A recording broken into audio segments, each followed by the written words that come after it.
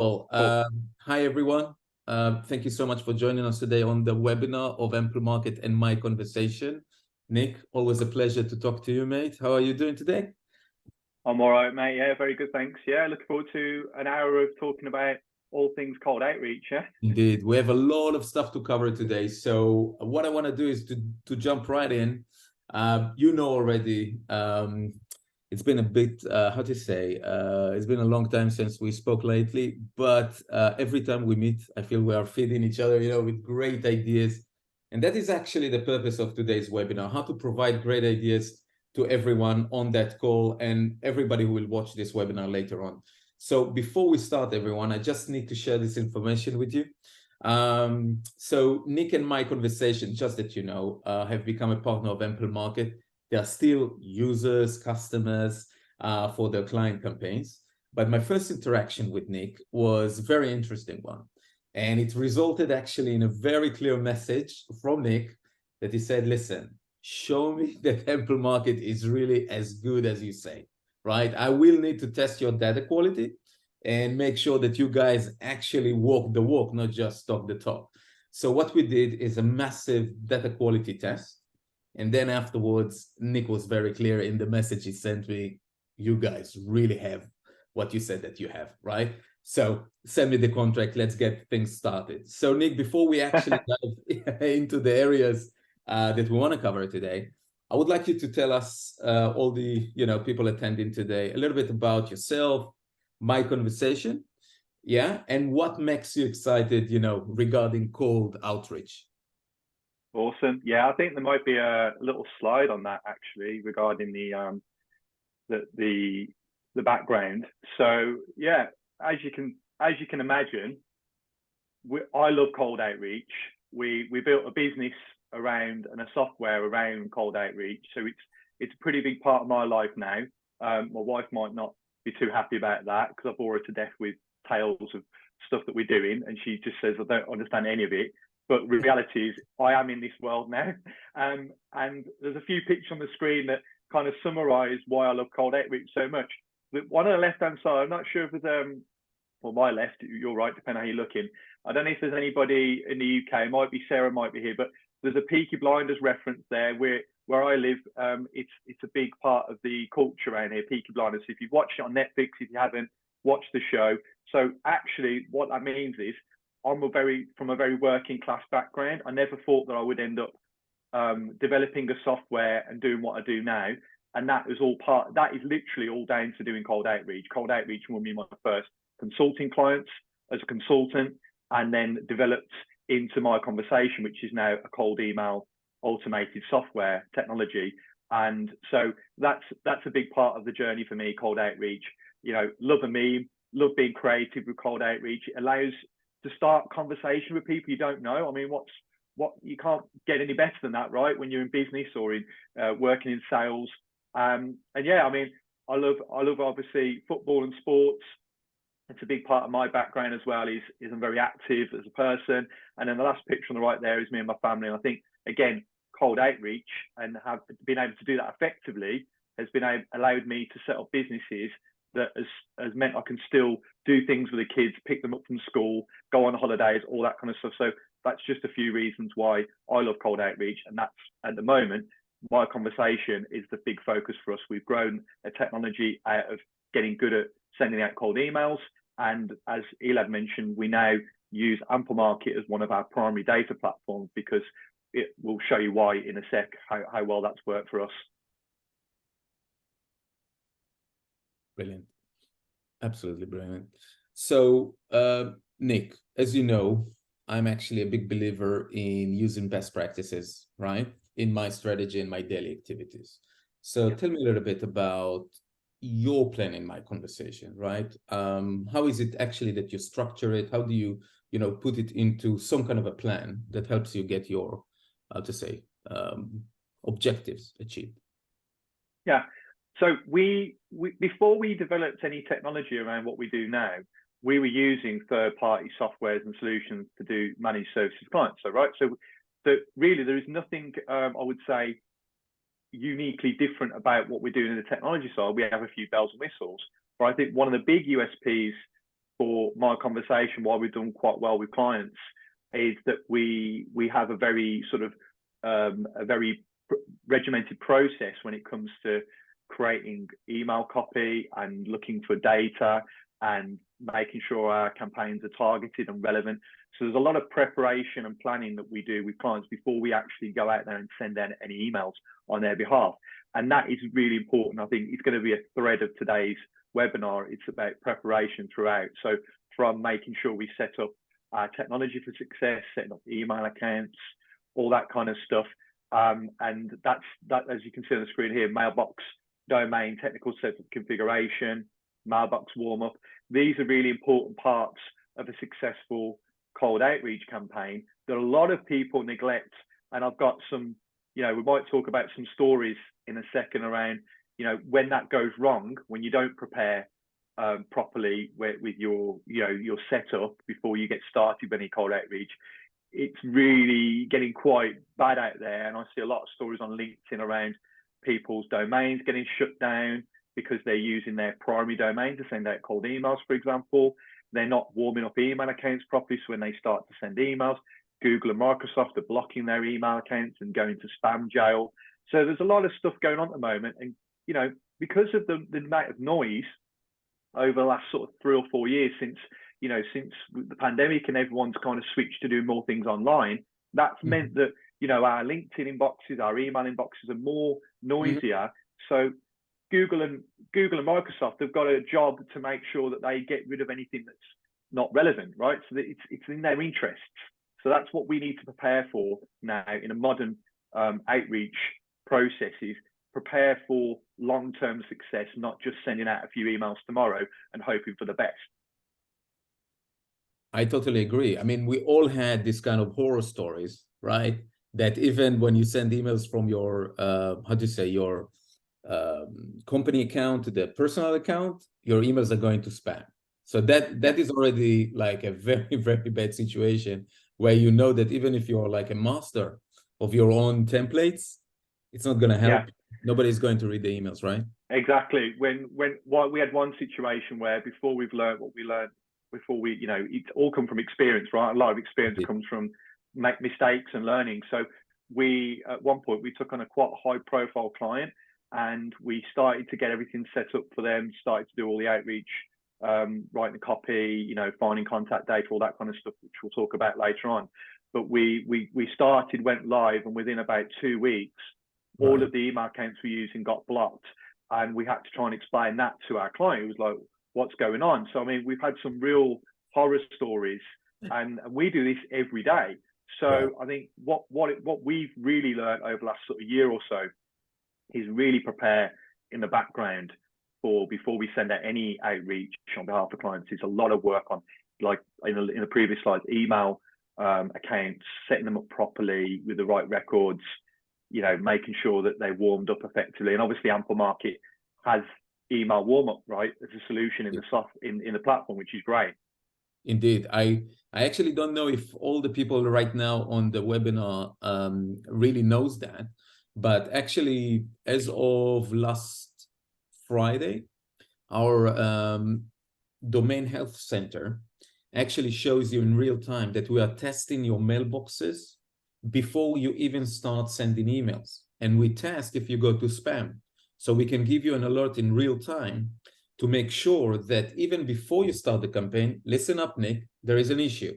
So we advise you to either use a different kind of mailbox or lower your volumes to, kind of readjust the mailbox again according to the volumes that you are sending at the moment.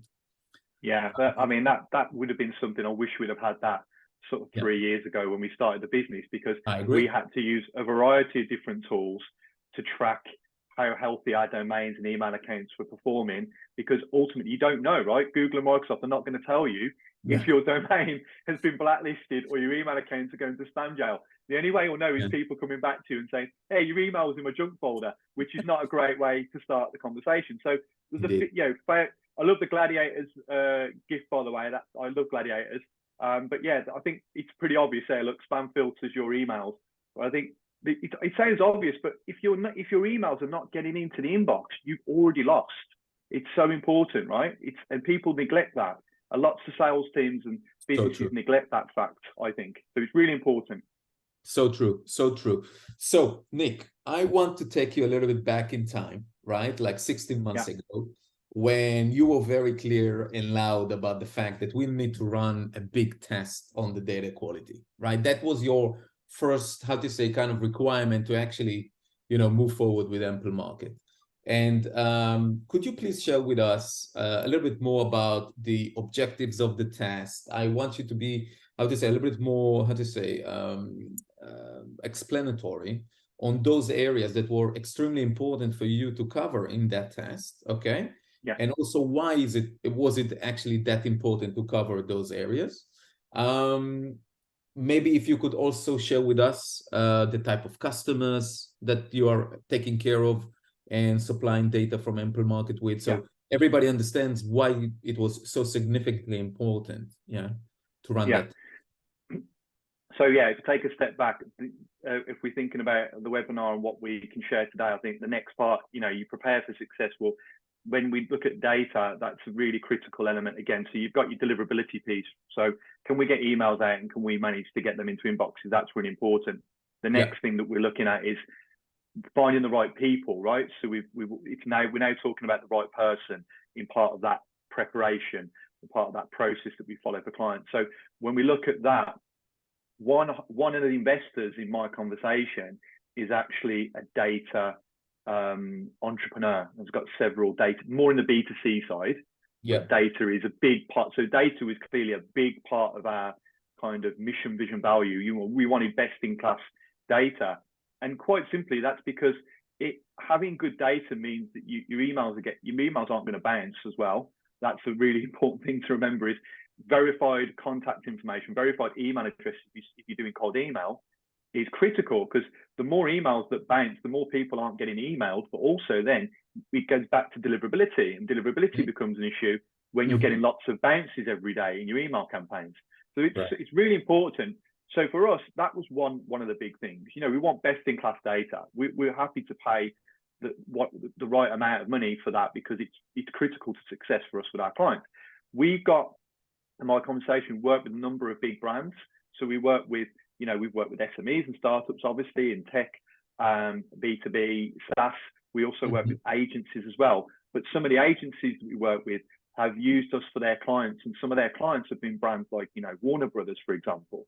So we've done campaigns through agency partners. So data then becomes a big thing, right? Data quality becomes a big thing as well.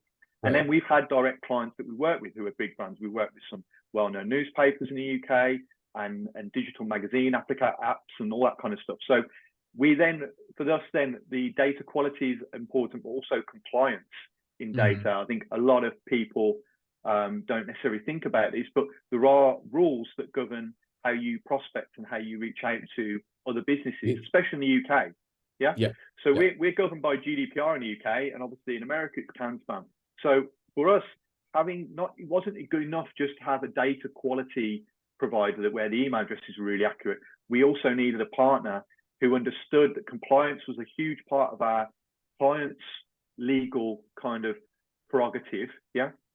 So we needed a partner who understood that and was able to provide us with, where is this data from? Where is this source from? How can we ensure we're providing compliance? So that was a big conversation, wasn't it, Elad, that we had around compliance? And there was many conversations that went through the legal channel of Amplemarket where we had to provide. And at the time, we hadn't even given Amplemarket any money. We hadn't actually used the platform. This was just what we needed to get started with some of our high-profile clients. And to be fair to Amplemarket, you went over and above with providing some of that information in exchange for nothing at the time, other than a promise that if this works and we can test this data, we'll be a customer. So I think that was a big part of the kind of journey for us. And does that help? Does that help summarize? That is great. That is actually, from my own experience, I can say to everyone here in the room is that, it was a very long process. It wasn't like a week or two. Everybody needs to understand we needed to cover all those aspects that Nick just covered. It's not just the data quality, it's also the compliance, GDPR rules and everything. And so, and of course, based on the caliber of his clients, that is like a must factor. It's not a nice to Yeah. have, it's a must. So we needed to cover this. Go If ahead. you're doing outreach for even your own business, or especially if you're an agency running outreach for clients, Right. then you're on the hook, right? If something goes wrong, somebody complains, that complaint gets taken further. I mean, these are things that we've never had to deal with, fortunately, but we'd rather prevent or mitigate any risk on that side, especially when we've got high profile clients and we've got contracts that stipulate that how we need to operate in terms of compliance, because they are big businesses and they've got lots of responsibility when it comes to data as well. So again, that's not the case for all of our clients, but we take the same stance with every client, regardless of whether it's a startup tech or an agency or a big brand. For us, it's about making sure that it's very clear and we're very compliant, and we can justify to anyone that comes back to us and says, why are you emailing me? We've got a process for handling that, and we can show that we have a really compliant process in everything we do. So that's a really, I think, important part, because again, we're running this for the long term, not just to try and do things for a couple of weeks. Right. No, so that's why I can tell you that, at least on our end, that's why we were very open to cover all your requirements even before we even signed the contract. Yeah. So now, as you can all see on the screen, it's basically Cognism versus Amplemarket, because when Nick approached me, it was very clear that we need to kind of show better results than Cognism. Nick? Yeah, we'd looked at various different, and again, I think this is part of the bio hopefully we can share today. We'd looked at lots of different data platforms to get contact data, B2B email addresses, names, company names, all the usual information that we would need to run outreach.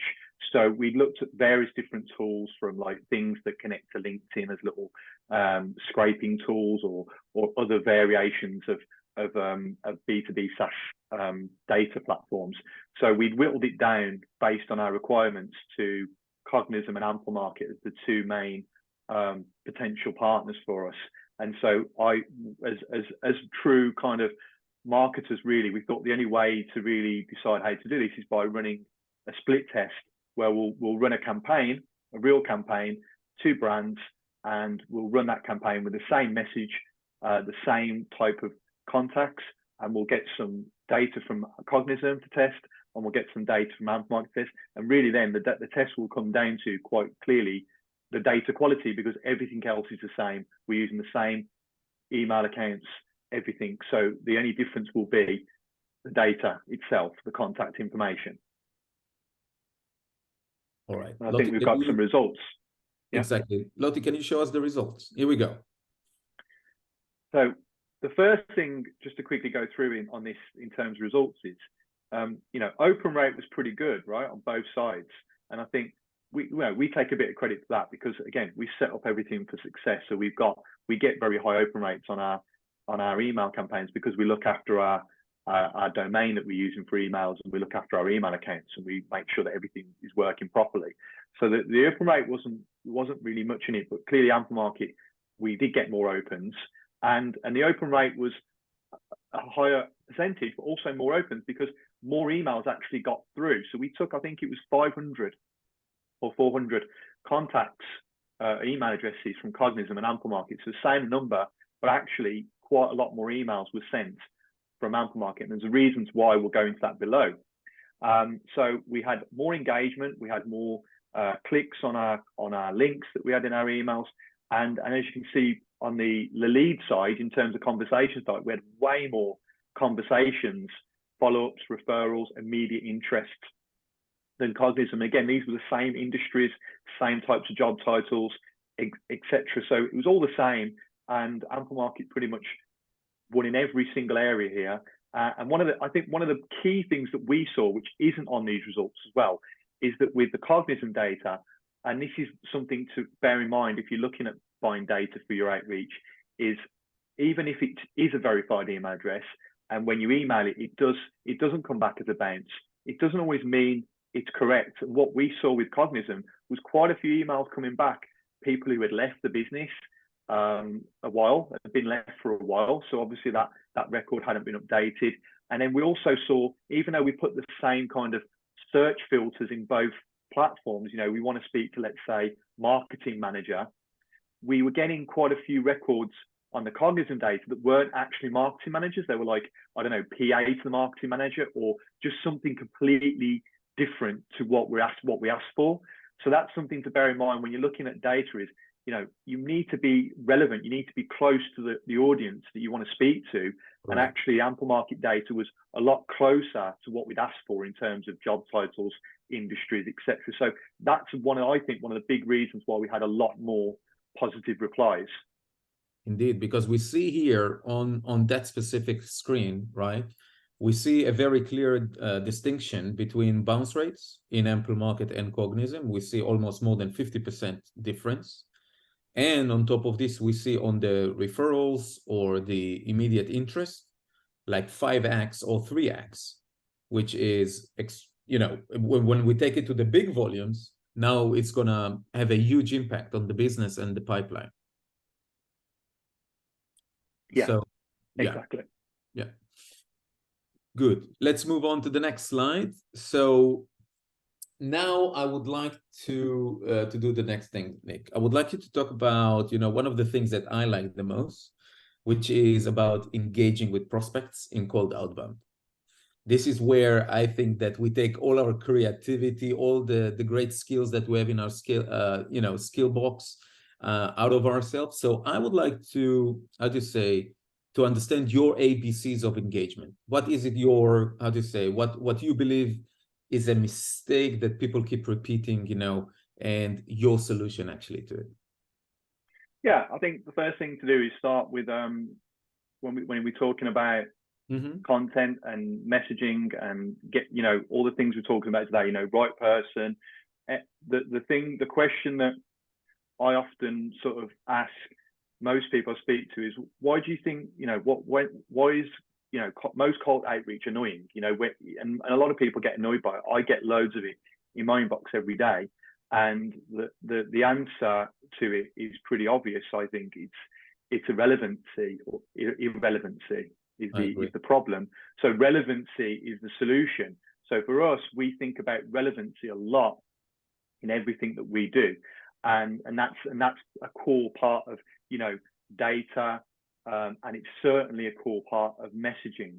So the answer here is, the solution is provide relevant content that helps inform buyers choose your products and services. So the process for cold outreach should not be us pushing onto prospect. It should be helping them to make a decision to want to speak to you about your products and services or your technology.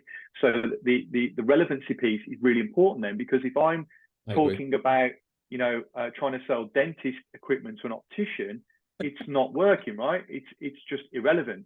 And I think when I look at my own inbox and think about, we can stop there for a sec, Lottie. I'll go into that in a sec. If I think about my inbox on a daily basis, I'd say probably 90% of the emails I get cold are irrelevant. They're actually trying to offer me something that I don't need, or that it's not even, I'm not even in that industry or in that sector, for example. Yeah. Or it might be they're offering us to generate leads and appointments for our business, and we already do that for clients. So it's like, why would you even be, if you did your research, right, you'd know that we are in that space already. So we get a lot of that. You'd be surprised how much we get of that. So relevancy is a key part of everything. So we break that down in terms of being relevant in our cold outreach into the 3 R's, right? Which are understanding who our avatar is, for who we're trying to reach out to, who we're talking to. You know, not just demographics. Well, it's a marketing manager of a SaaS. It's got to go. We've got to go deeper than that. We've got to understand their pains and problems, because that messaging really makes a relevant outreach message. Yeah. So the right person, we've already talked about that, but it sounds obvious, but it's really important. You know, if we're talking to the founder and it should be the marketing director, nothing's going to happen, right? So we need to make sure that in our relevancy piece, we are segmenting our campaigns down into, you know, industry specific or even sometimes job title specific outreach.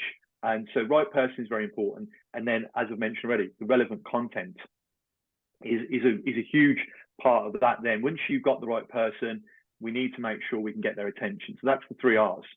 Yeah, that is super, super helpful. Actually, the thing that, you know, I want to add to this conversation, and, you know, this is something I I see on a daily basis, right? Because I have a lot of meetings and a lot of demos going on. And so this is where I keep telling my prospects, how much focus do you really have on your R&D of sales?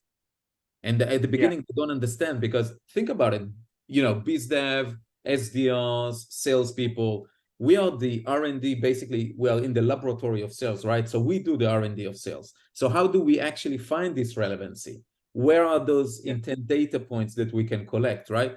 I know it's not for this specific webinar, but I'm more than happy to actually, build this up on the next webinar. But this is exactly it. I couldn't agree more with this kind of area, Nick. So now that we figured out already how we are going stage by stage into getting better results, what I would like to get is your 2 cents around the emailing, right? Around the message. So what will be the type of email you recommend to create, right? In order to get more, let's say, more engagement from prospects, even before it's like leading to, to a demo, to a real business meeting. What would actually create more engagement? Cool. So first thing I'll say for everyone listening is I'm not a big advocate. Like, you won't see me on LinkedIn sharing the hottest template of 2023 for cold email. And the reason why is because I think it's more about creating a framework than it is about creating a template. If you think about cold calling, the best cold calling doesn't come from like a robotic script. It comes from a framework that the salesperson uses to take somebody from I don't know you, I don't trust you, to let's talk. So the frameworks that we'll use on the slide coming up is really it's really just the do's and don'ts, kind of, this is what we should do, this is what we shouldn't do. And the other thing I'll add, a caveat to all this, is that a lot of what we do is based on multiple campaigns across multiple industries for multiple clients. So when we talk to clients and say, we want to use this copy for an email, the first thing they normally go is, oh, because sometimes they look at it and go, that doesn't feel like where it would work. But actually we go, well, actually, we know it does work because we've run this many times before. That doesn't mean it's going to work again in 6 months. So there's an innovation piece there that we have to constantly look at.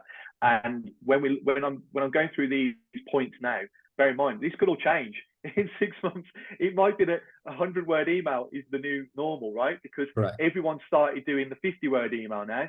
So before you know it, every email you get 50, and actually the 100-word email stands out. So I think a lot of this is about standing out. A lot of the tips I'm going to share with you is about how to stand out. But what we should constantly be doing is innovating what works now, not just resting on that, but continuing to test and split test and optimize all of our outreach. And that's what we do. Our software is great because it allows us to do that. We can measure it. Amplemarket has the same functionality as well.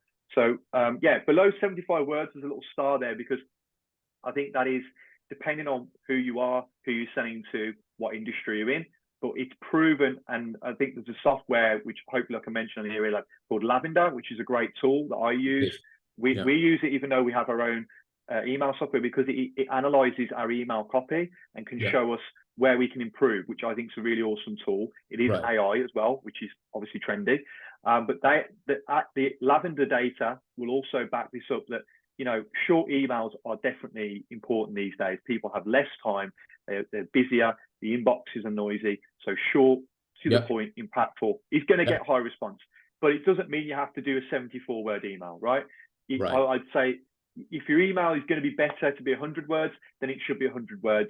What I'm trying to say is keep it short and simple, okay? Assumptive over informative. Again, this is something that we do a lot now.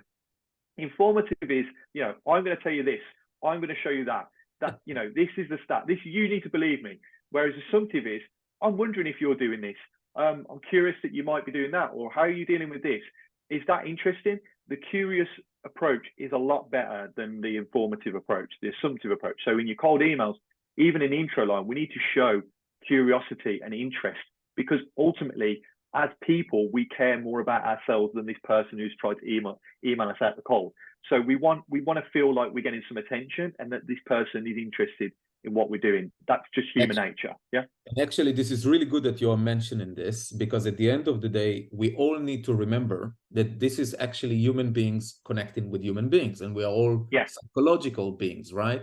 And none of us really like people coming and telling us what to do, since we had this trauma in school, right?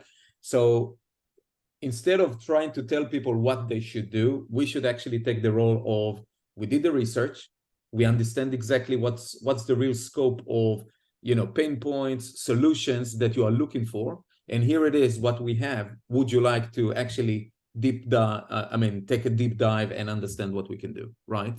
Exactly. And I think the last point there, make it personal, is really just covering what we've already talked about, which is do the research. We can talk about stuff later that can help with research. AI is really going to be is a fantastic tool for that. But make it personal, not necessarily when we say personal, like adding loads of tokens, hi, first name, I know your job title at company. That's not personal. That's not the kind of personalization I'm talking about. I'm talking about you might be dealing with this problem right now as the account executive for Amplemarket. That's the personal feel that we're talking about, and that only comes from research and being relevant in what you're saying and what you're offering. I totally agree. So I think that's the first piece. The next piece is that's optimizing your content for outreach. The next part is make responding easy. That's so important these days. Make it easy. I get cold emails all the time asking me to book appointments in their calendar link and all that kind of stuff. Well, I don't know you. Again, it's the equivalent of proposing on a first date. There's a lot of commitment that's required to do something like that.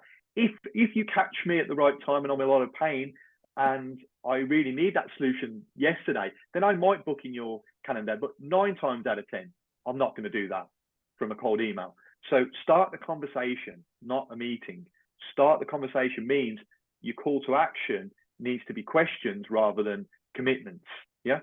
It's so that's true. Really important. Yeah, and it's part of. I'm sorry, but this is actually a very important thing also to mention: the networking. Like when people talk to each other, as a result, people will talk about you when they meet other people, and they will say, "Hey, do you know someone that could actually help me?" Yeah, I actually talked to Nick. He's doing this exact thing. I will put you together, and you should talk to them.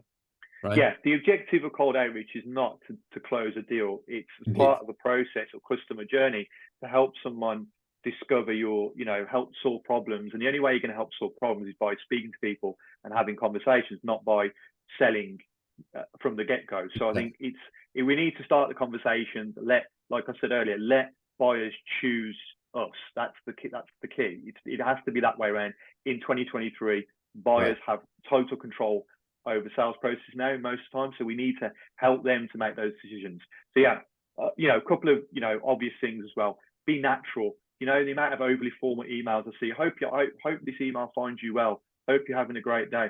Well, just be natural. How would you if you were speaking to someone on the phone now, obviously professional, of course, but we need to be natural and avoiding things like, for example, that's not just about just getting a response, but that actually helps with spam filtering as well. Avoiding buzzwords, jargon. I put there percentage signs and like 3x your ROI and all that kind of stuff. The spam filters are starting to pick up on things like that and actually marking emails as spam. So there is another reason why we should be avoiding these kind of buzzwords, jargon, and false, these claims of instant success. Yeah, because they're starting to become.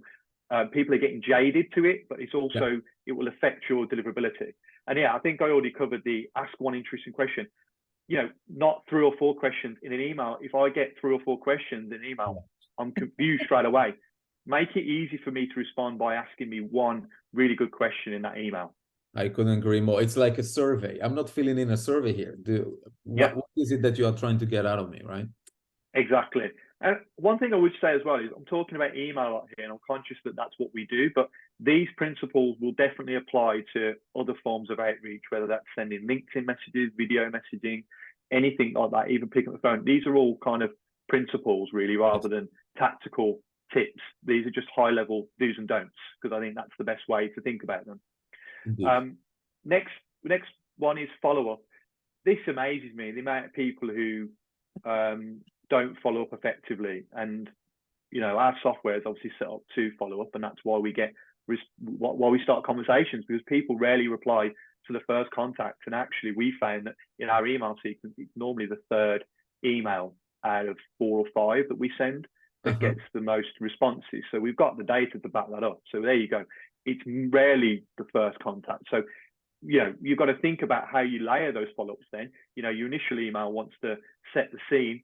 Your second email, your third email, need to add value. You can't, we're not just chasing after people here. We want to show a reason why we've reached back out to them. So think about that in your sequences. We normally offer a value piece in every single email. So even if it's a chase, hey, did you get my email? There's normally some kind of, you know, link or article or piece of content or something that we can use to keep this kind of value going for that person and make them feel like we're not just chasing after them like a dog with a bone. So timing is everything. We talked about that the other day, Elad, right? Not everyone's ready to buy straight away. B2B especially is not a linear customer journey like B2C. In B2C, I want this, I'll go and search for it online and I will get it. B2B is not linear. What I mean by that is one of our investors is a CEO of a PLC, and he told me that the last 5 suppliers they took on all came from referrals. It's only when he started to get the referral, he might do some research then and look at that referral business's competitors to build a bit of a tender. But actually, the referral is number one in his eyes. So, you know, you might get leads coming through Google PPC. Who's to say that that person who's inquired on the website hasn't been told about your business from somebody else? And that's what you said earlier, Elad, about network, isn't it? People trust warm introductions and referrals. So timing is everything. We can't just expect to send a few contacts on the cold and get someone to respond there and then. You need to keep in touch, and it might be 6 months from now. Absolutely. I think that, you know, if we're now just stopping for a while just to talk about timing, I think this is like really crucial for a lot of salespeople to understand, right? There are B2B companies that the sales cycle is between 12 to 24 months, sometimes between a week to 4 weeks, right? But at the end of the day, it's not like we know for a fact what is really going internally in those companies, right? So we need to take into consideration that when we are actually starting some kind of a campaign, we need to take it as a 12 months, at least 12 months journey. So in some point in that 12 months journey, in that point of time, our message is going to be relevant for those people, right? It might be that right now, Nick is not responding to me because it's not relevant. But because my email, my message, something that I did actually caught his attention, is now putting me in some kind of a pending situation. He's putting me on the shelf and he says, you know what, when the time comes, I will reach back because it seems, you know, intriguing enough to explore, to test when the timing is relevant, right? So that is why for me, timing is everything in life. I totally agree with that. Yeah.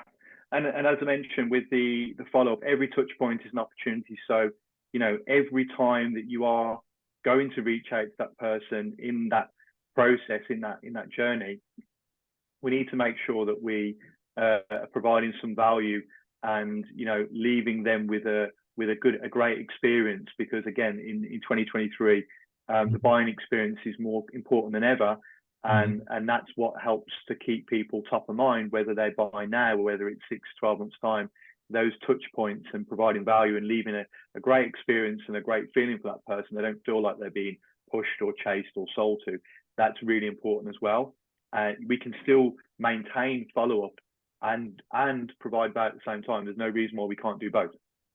Correct. And this is also something that later on, you know, if let's say we do another webinar about every touch point is an opportunity, we need to actually talk about evaluators, decision makers, because when we reach out to that group of people, we always need to distinguish between the two. And we need to understand who will be the first one to actually engage with us, right? Exactly. Yeah. So last slide on this, I think I just because obviously we do a lot of cold email, I thought we could throw a few little bonuses in there. Stuff that, again, these are things that people listening might already know, but it really are really important. So optimize for mobile view. Most people look at things on the mobile these days. So when you're writing out your emails, make sure you've got a tool that you can use that shows you, or test it to yourself, that shows you how that email looks in mobile, because I can guarantee it will look a lot different. It'll probably look a lot more wordy. The sentencing might be too joined up together in no spaces.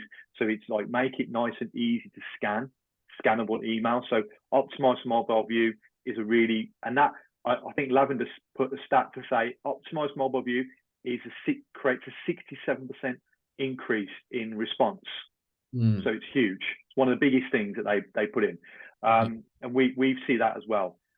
Subject lines between 2 and 5 words is a really important one these days, and I think your subject lines need to feel like they're kind of internal in a way, if you can. So make them feel like it's not, try overly formal. It needs to feel like it's got a few keywords in there that link back to the problem solution, but they need to feel a little bit more internal these days. The tactical subject lines that we used for the last couple of years, again, they're getting caught out now. These like question for Nick or whatever. Sometimes they work at volume, but they are kind of becoming more and more, again, people are getting jaded to the kind of clickbaity type subject line.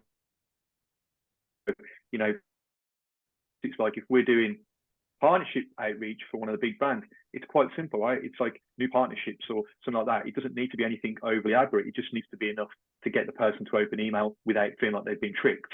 And then the last bit is short sentences, 5th grade reading level. I put 5th grade, and obviously in the UK we don't have 5th grade. It's like primary school, senior school. But the reason I said that is because the emails need to be a language that is really simple and really easy to digest. Most people are busy, and so we need to make sure that the sentences are short. It's not, otherwise we lose people's attention really quickly. It sounds obvious, but again, that works and creates a much better response rate, keeping the language very simple and short. Yeah, it fits to the do not impress, express. So I definitely agree with that. Go ahead. Yeah. No, I was saying, I think the slide here, test, measure, optimize, I think that's a huge thing for us, is all these things that we've just talked about. It's part of a journey, and we're constantly looking to innovate. We trying things all the time. So A/B test everything you do, always. I don't think there's any time that we're not, especially with our own lead gen, our own outreach. We're always doing that, and we do it a lot for clients as well, pretty much. So it's always there's always a new test happening, but use the data to understand and improve. We say this to clients: ego needs to be checked at the door here. I'm always open, even though we do this day and day, to listen and understand what other people are doing and how they're getting results. But I want to see the data rather than, that works really well. I want to see the data. Show me the data, like we said earlier, Elad, right? Show me the data, and we'll work with you guys if we see the results. So I think use performance data. So you need to do that. Obviously, you need the right technology to show you this email is doing this outreach is doing that, and we can see the stats and we can see the results. And it's very clear that, well, that version of email copy is performing way better than that version. And it's because the subject line might be different. It's because we're using a different call to action. So we need to see those granular data points to enable us to make those changes. And then remember, what works now might not work in 6 months' time. That's a really important point, because I think it's really easy when things start working well, which is great, we get lazy, right? And we start to just rely on that works really well. So I'm going to keep doing that. And then before you know it, you become the people right now we talk to and say, cold calling is still working really well. and actually it's like, I'm not saying cold calling doesn't work, but things have moved on a little bit, right, in 2023. So we don't want to become sort of the person who's, closed-minded. You need to be open-minded and remembering that things keep changing. And we know that as well. Things keep changing, and our job becomes interesting because there's always a new challenge to overcome. Right. I myself have the 3 weeks rule that I always check in with myself, after 3 weeks, what are the new, areas I can add now into my messaging, right? Because at the end of the day, I want to show that I'm moving forward with the market. I'm not just, how to say, kind of enjoying the fruits from, let's say, the last 3 months. Yeah, exactly. We keep evolving, right? So exactly. Go ahead. Sorry. No, over to you. So now we are actually reaching the last topic we are going to do today. And this is the AI copywriter, right? Everybody is talking today about AI. Everybody's buzzing around it. So what I would like to do is this. I want you to tell us a little bit, about your outlook about AI, about how, you know, copy and how to say the right kind of messaging that you believe that the AI can help with. Well, as I'm about to say, it's my kind of, this is so weird. When I was out driving earlier, and I heard that in the UK there's a conference today with Rishi Sunak and Elon Musk talking about AI in Milton Keynes. And Rishi Sunak, our Prime Minister, has actually said that he feels AI is as big a threat, if not bigger, than nuclear weapons. So I'm about to say this very topical point, isn't it? AI. It's such a controversial but interesting subject to be talking about. The reality is AI has been around for ages, right? AI has been around for a long time. It's just the way people perceive it now with ChatGPT and generative AI and the way that's launched really quickly. It even took us by surprise. We were testing AI stuff for a while, and then as soon as ChatGPT came out, the whole world's kind of very, very quickly shifted. So what I would say is, in our opinion, this is just our opinion, AI is an opportunity. It can be a threat, I think, but we look at the opportunity side because, you know, we think that it's going to add loads of value to our processes and just help with business development and outreach in general. So I think the risks of AI, the way it's going, is that we're going to get more and more AI, kind of purely AI generated emails and outreach. And the problem with that is it's then going to be hard to distinguish between human and non-human. And like Elad, you said earlier, it is still ultimately B2B, a human to human process right now. Whether we'll end up with video avatars talking to each other in the next couple of years, I don't know. But right now, the way to use AI is to use it as a time saver. I think is the best way to use AI. It should not be. I don't think it's not ready or good enough to write complete emails. We don't use AI to write, you know, emails. We have copywriters still. Like, you'll be happy to hear that. So we have copywriters, and we spend time researching and putting together content that we can put into our emails. But we could use AI, for example, to help us research the person, look at their LinkedIn profile, find something interesting that we can use that makes our outreach relevant without being creepy and stalkerish. I think that's the balancing act, right? You go too far the other way, it becomes creepy, I think. But when you use it in a way that goes, I'm providing some relevancy here to why I'm reaching out to you, and I notice this, and I'm wondering about that, and AI can help us to get those, fill in those blanks, then AI is a great tool.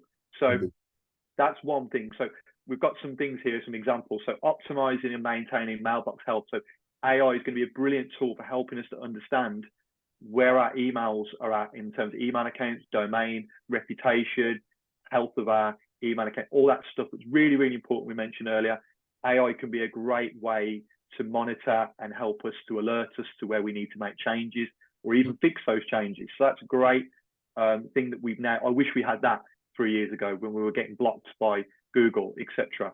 So filtering contact data, there's so many great tools, and obviously Amplemarket has got a lot of the functionality that we would want in being able to filter contact data. You know, you talked about intent earlier, Elad. Again, knowing that somebody is in the market for the product, we might not know the specifics, but knowing they're in that, the timing might be good. That's a really great thing, or great piece of intelligence to have when we're trying to find the right person and get the right message at the right time.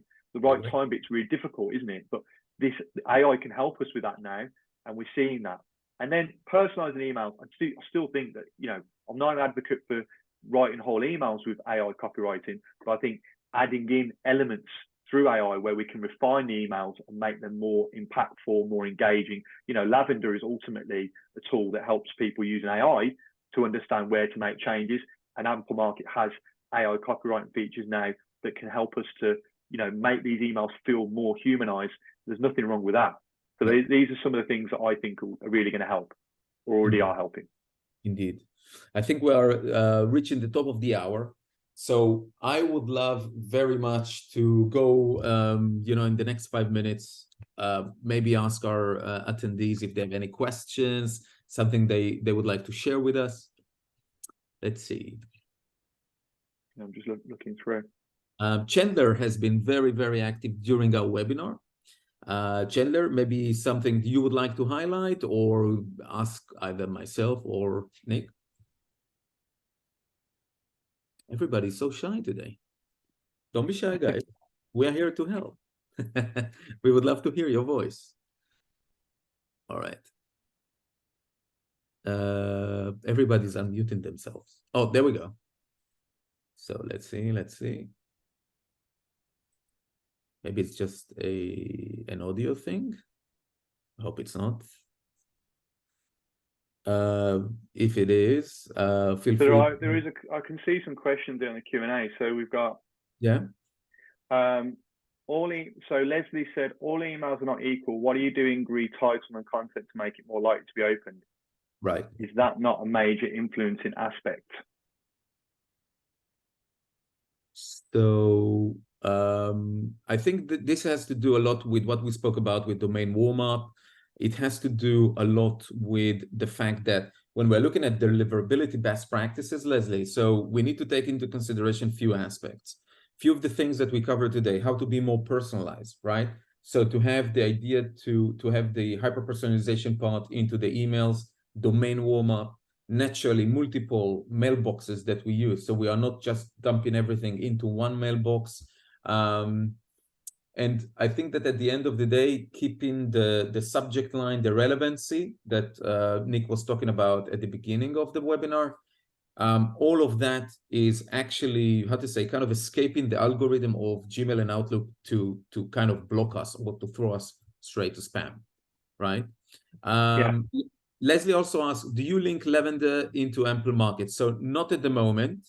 I myself have few clients that they use Lavender just like Nick, that they want to have some kind of an aspect to understand something and then push it into the AI copywriter, for instance, so they can add a lot more relevancy and how to say personalization points. Yeah, I think Amplemarket now has some of the features that can do that, the sort of stuff that Lavender does. And I think it's just an example of one tool. I think the reality is it doesn't necessarily need to link into anything, a tool like that. That's a tool for creating content rather than, you know, using it within a process to refine. I think the way to use AI in a process is using Amplemarket's AI copywriter, because that can be plugged into the process then directly rather than, you know, going backwards and forwards. So Leslie's point, I think, about the emails are not equal. I think that's absolutely right. All emails are not equal. We're always testing different variations. And I think don't get hung up on open rate either, because open rate's a bit of a vanity metric as well. Reality is we measure it because we want to see that things are getting through and our emails are performing well. But reality, the most important bit is response rate. Response rate is the most important metric we should be measuring. And even when we've had campaigns with lower open rates, but the response rate's good, no one's complaining, are they? If the open rate's low, the response rate's really good, we have less issues. If we have a high open rate, but no responses coming back in, that's going to cause a lot more issues. So it's looking at that part of the sequence as well, and looking at where the responses are coming from, I think is really important. And you just need the tools like Amplemarket, for example, to be able to see where those responses are coming in and then showing you, okay, that particular email has had a spike and let's try and work out why. And it might be a number of reasons, but if you split testing properly, you'll be able to eliminate where which particular part you've changed that's created that increase in response. What else you've got? Yeah, so we have Chandler asking, yeah. How do you control for people that have multiple active roles? What do you guys actually do? I think this is, I think, some kind of a question to Amplemarket. The idea, Chandler, at the end of the day, is that naturally here, it's more a kind of a manual work. So when the BDR or the SDR or the account executive is actually reaching out to someone, it does need to pay attention to this. It cannot be always, on the fly kind of automated work. We as human beings, we have to pay attention to those details naturally. But at the end of the day, it's all about the research of, the prospects. We talked about research, relevancy, and then putting it into some kind of a flow that you already put, together to hunt people. Nick, your take on this? Yeah, I completely agree with that. I think you're absolutely right. Brilliant. So Steve has said to me, do you think AI is going to make deliverability levels of emails, messages moving forward? Obviously, it can be a great tool, but with Microsoft introducing Copilot, do you think this will hinder the ability to get deliverability levels up? I think, Steve, I think you're right. I think AI is going to have an impact, because with the amount of emails that are coming through that are AI, the algorithms are going to need to shift to factor that in, right? So I think Google and Microsoft are going to be looking for that. Will they be biased to their own solutions? Who knows? Probably. But I think the fact is that we just need to ensure we can maintain that authenticity, whether we're using AI or not, and standing out for the right reasons, and avoiding clickbait and avoiding jargon, avoiding things that are likely to land us in spam jail, like putting I don't think putting names and stuff in subject lines and things like that is going to really already seen a lot of that. So yeah, I think it will be an opportunity and a threat, AI, as I mentioned earlier. And I think the way to use it is to use it to help us make things more authentic rather than make it more spammy. Yeah, that's the objective. Exactly, that's the right kind of how to say balance between using a machine and your own creativity, and put together. I just wanted to mention something that Sarah shared with us about the volumes. I think that the volume of data, right, the data set, this is also something that is very important. How many prospects a day we should reach out to? How should we handle this? So part of the best practices around deliverability is to reach out, let's say, as a human being, because remember, we are trying to kind of impersonate a human being's capacity on a daily basis, right? So that's why Amplemarket came up with 100 new prospects a day that you can reach out, let's say, for multiple mailboxes, like 2, to make sure that, again, the algorithm of Gmail and Outlook will not block us. One last thing before we completely, how to say, sign off. Leslie is asking you, do you A/B test titles? Not many options in the subject line is 2 to 5 words.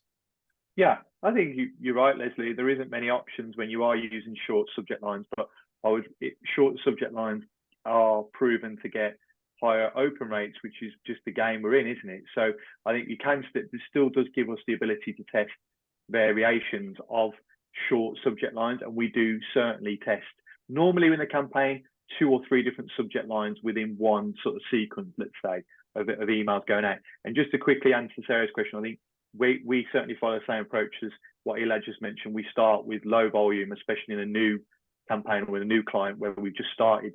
We keep things low because it allows us to, we don't want to burn through data either. We don't want to burn through something with the wrong message, and we haven't optimized. So we tend to start with a small sample of data, like we did with Cognism and Amplemarket test.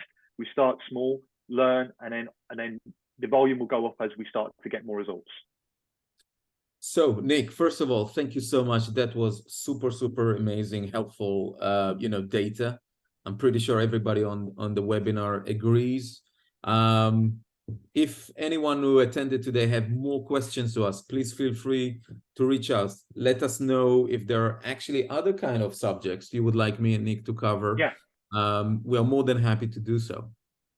Yeah, sure. I think we tried to do a lot of high level stuff today, but there is obviously elements to this, like deliverability and AI and all that we could certainly spend a lot more time on. So I think we've tried to cover as much as we can in an hour at a high level. So hopefully it's been helpful.